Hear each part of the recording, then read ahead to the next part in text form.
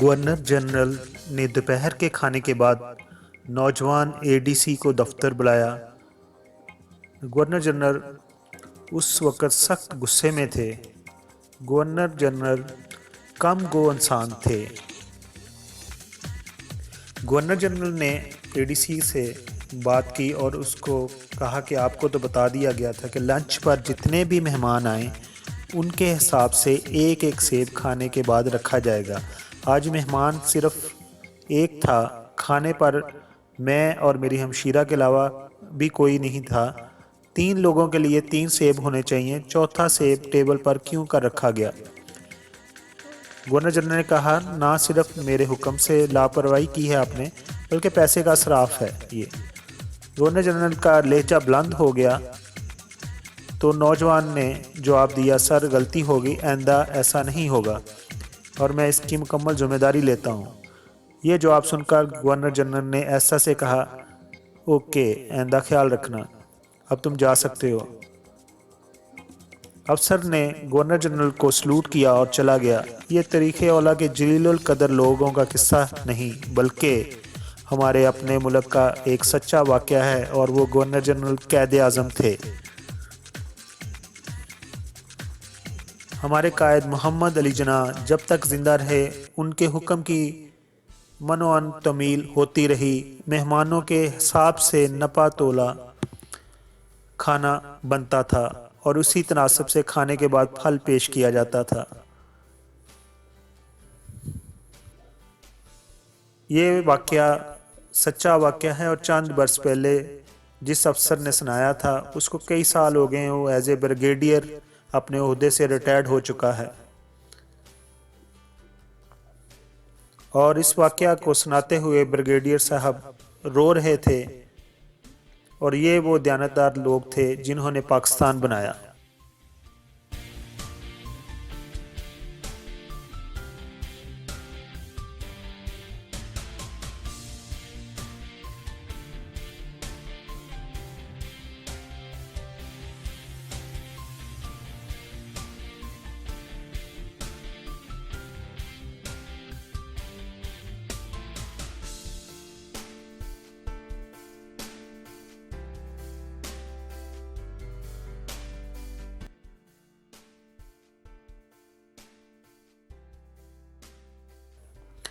پاکستان کے پہلے وزیر اعظم لیاقت علی خان کی دیانتداری اور بردباری کا اندازہ اس بات سے لگایا جا سکتا ہے کہ آپ کی شہادت کے وقت ان کے زیر استعمال ایک ہی شیروانی تھی۔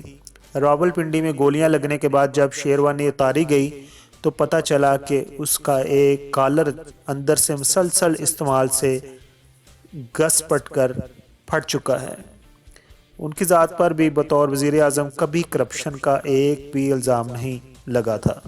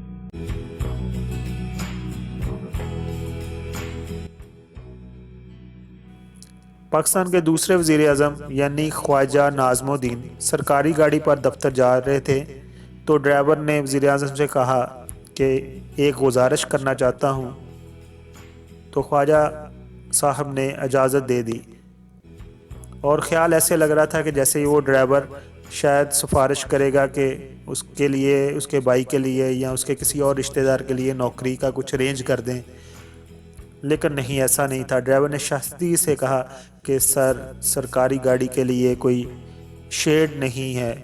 مجبوراً وزیر اعظم کی گاڑی کو دھوپ میں کھڑا کرنا پڑتا ہے۔ 6-7 گھنٹے دھوپ میں رہنے کی بدولت گاڑی تکلیف دہ حد تک گرم ہو جاتی ہے اور سٹیئرنگ کو ہاتھ لگانا بھی مشکل ہو جاتا ہے۔ ڈرائیور کی بات خواجہ صاحب نے سنی اور خاموش ہو گئے، مگر ڈرائیور بھی دن کا پکا تھا اور وقتاً فوقتاً جب ان کا موڈ اچھا ہو تو وہ اپنی بات کو دہراتا رہتا تھا۔ تو خواجہ صاحب نے اپنے سٹاف کو بلایا اور کہا سرکاری گاڑی کے لیے شیڈ بنانے کا تخمینہ لگایا جائے۔ 2-4 دن کے بعد 1300 روپے کا تخمینہ بنا کر وزیر اعظم کے سامنے رکھ دیا گیا۔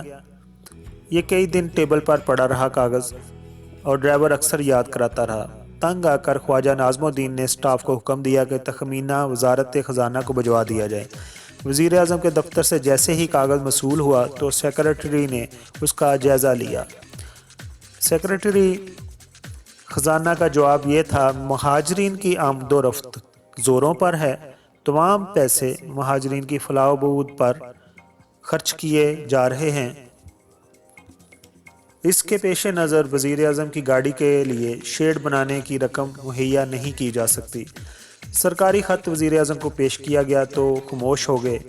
سیکرٹری خزانہ کو قطعاً فون کر کے یہ نہیں کہا کہ اس کی جرأت کیسے ہوئی کہ وزیر اعظم کے حکم کی تعمیل نہیں کی۔ اس کے برعکس ڈرائیور کو بلا کر سمجھایا کہ ملک کا خزانہ اس وقت شدید دباؤ میں ہے، لہذا سیکرٹری خزانہ نے درست فیصلہ کیا ہے، گاڑی دھوپ میں کھڑی کیا کرے۔ پاکستان کے چوتھے وزیر اعظم چودھری محمد علی کا سرکاری گھر میں پہلا دن تھا۔ رات گئے تک کام کرتے رہے۔ کام ختم ہوا۔ سٹاف کا خیال تھا کہ اب وزیر اعظم بیڈ روم میں چلے جائیں گے۔ سٹاف کے تمام ممبر تھک چکے تھے، جلد از جلد وزیر اعظم ہاؤس سے نکلنا چاہتے تھے۔ چودھری محمد علی دفتر سے نکلے اور کہا کہ سرکاری گھر کو مکمل طور پر دیکھنا چاہتا ہوں۔ سٹاف کے لیے یہ خواہش عجیب تھی کیونکہ وزیر اعظم بننے سے پہلے چودھری محمد علی وزیر بھی رہے تھے اور وزیر اعظم ہاؤس ان کے لیے اجنبی نہیں تھا۔ محمد علی اپنے دفتر سے نکلے اور برآمدوں سے ہوتے ہوئے تمام گھر دیکھ ڈالا۔ وزیر اعظم ہاؤس میں درجنوں بلب روشن تھے۔ سیکرٹری سے غصہ سے پوچھا کہ اتنے بلب کیوں جل رہے ہیں؟ ان کا بل تو حکومت ادا کرتی ہے۔ اس کا یہ مطلب نہیں کہ وزیر اعظم کو بقائے نور بنا دیا جائے۔ چودھری محمد علی نے خود تمام سوئچ آف کر کے بلب بجھا دیے۔ وزیر اعظم کو جب اطمینان ہو گیا کہ کوئی غیر ضروری لائٹ موجود نہیں تو خواگاہ کی طرف چلے گئے۔ وزیر اعظم کے صرف ایک فیصلے سے سرکاری رہائش گاہ کا بجلی کا بل بہت کم ہو گیا۔ یاد رہے کہ پاکستان اس دور میں بجلی میں خود کفیل تھا، کوئی لوڈ شیڈنگ نہیں تھی۔ چودھری محمد علی 1 سال تک ملک کے وزیر اعظم رہے۔ وہ روزانہ رات کو خوابگاہ میں جانے سے پہلے وزیر اعظم ہاؤس کی تمام اضافی بتیاں خود اپنے ہاتھ سے بجھا کر سوتے تھے۔ چودھری محمد علی کھانا پینا بھی انتہائی سادہ رکھتے تھے۔ وزیر اعظم چودھری محمد علی اپنے کھانے پینے کا یعنی کچن کے تمام اخراجات اپنی جیب سے ادا کرتے تھے۔ کیا آج کے پاکستان میں یہ الف لیلہ کی کہانی معلوم نہیں ہوتی؟ ایسا لگتا ہے کہ کسی یورپین ملک کی ایمانداری کے متعلق بات ہو رہی ہے۔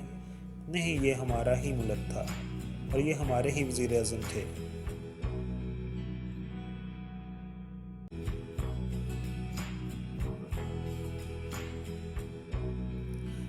ذوالفقار علی بھٹو ملک کے مقبول ترین وزیر اعظم تھے۔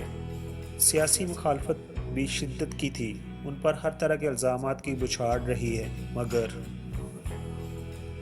ایک پہلو پر بدترین دشمن بھی خاموش رہتے تھے، ان پر مالیاتی بدعنوانی کا کوئی الزام نہیں لگایا گیا۔ سرکاری پیسے کو خرچنے کے متعلق بھٹو انتہائی محتاط انسان تھے۔ وزارت عظمیٰ کے دور میں ان کے بیٹے شاہ نواز بھٹو نے وزیر اعظم کے سرکاری گیراج سے قیمتی سرکاری گاڑی لی، دارالحکومت کی سڑکوں پر انتہائی تیز رفتاری سے ڈرائیونگ کی، گاڑی کی بریکیں بھی اس طرح سے لگائیں کہ خوب آواز پیدا کرے۔ بھٹو صاحب کو جب پتہ چلا تو بیٹے کو بلایا، غلطی پر اپنی بیلٹ سے اسے بے دردی سے پیٹا کہ شاہ نواز کی کمر پر سرخ رنگ کی لکیریں بن گئیں۔ واقعہ کے جو گواہ ہیں وہ کیڈٹ کالج حسن عبدال کے وہ طالب علم ہیں جو شاہ نواز کے ساتھ پڑھتے تھے، جنہوں نے کالج واپسی پر شاہ نواز بھٹو کو زخموں سے چور دیکھا اور پوچھا کیا ہوا، تو اس نے پھر ساری سٹوری بتائی کہ میرے بابا جو وزیر اعظم تھے اس وقت کے، انہوں نے پیٹا ہے اور وہ بھی بیلٹ سے۔ آج کے دور میں تصور بھی کیا جا سکتا ہے ایسی چیزوں کا کہ سرکاری طبقے کی اولاد کی کوئی ایسی غلطی ہو جس پر مار پیٹ یا ہاتھ لگانا تو خواب میں بھی نہیں کیا جا سکتا۔ یہ ہمارے ہی ملک کا ایک سچا واقعہ ہے۔ تمام واقعات کوئی افسانوی یا روایتی کہانیاں نہیں، یہ ہمارے ہی ملک کے حکمرانوں کے چند معاملات تھے۔